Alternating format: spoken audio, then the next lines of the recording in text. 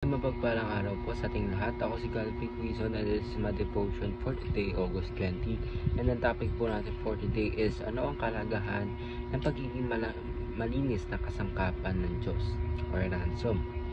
So, ano po ba itong concept po nating ransom? So, ransom daw po is the Bible teaches that Jesus gave His life as a ransom for many.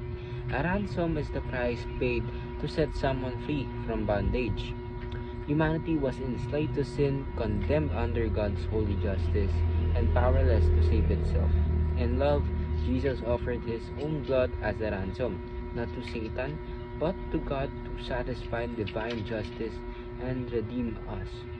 By His death and resurrection, He purchased our freedom, secured our forgiveness, and brought us into God's family.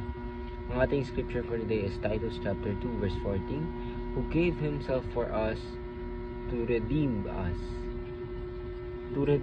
from all wickedness and to purify for Himself a people that are His very own, eager to do what is good. So sa ating Panginoon Diyos po lahat ang papurihan. And ano po ba ibig sabihin ng ransom? So, ransom daw po, ito daw po yung binibigay para po makalaya ang isang tao. And of course, our Lord and Savior Jesus Christ, siya po ay nasa langit. Pero dahil sa pagmamahal niya po sa atin, siya po ay kusang bumaba mula sa langit patungo dito sa lupa at naging ransom ang kanyang buhay. Ginawa niyang ransom ang kanyang buhay ng ating Panginoon Jesucristo para po maligtas po tayong lahat. O yung naniniwala po sa ating Panginoon. So, ano po ba yung makukuha po natin ngayon sa ating topic? So, teachings po natin for today is Jesus ransomed us from slavery to sin. Ibig sabihin po, of course, tayo mga tao, simula po nung kinain ni Eva at Adan ang fruit of tree of knowledge of good and evil, is tayo po ay nagkaroon na po tayo ng kamalayan sa kasalanan. Pero hindi naman po talaga intended ng ating Panginoon na ganoon mangyari. Or, ibig sabihin, alam po ng ating Panginoon na mangyayari yun. Kaya, meron na pong plan ng ating Panginoon before pa yun mangyari. So, of course, ang ating Panginoon Jesucristo, alam naman po niya na God is just. Kasi ang ating Panginoon din po ang anak ng ating Panginoon. So, God is just.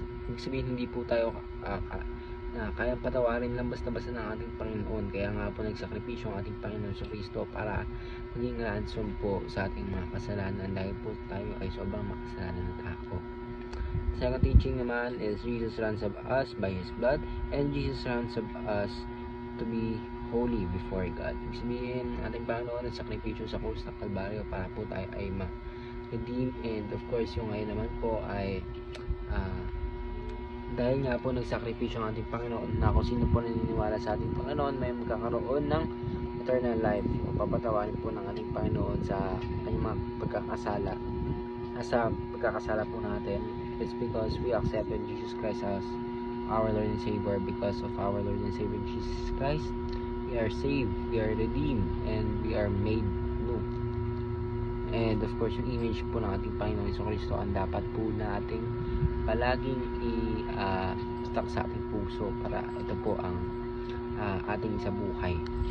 Ang application naman po natin for today is ask God for spiritual breakthroughs, value what Jesus purchased on the cross, and offer yourself as a clean instrument.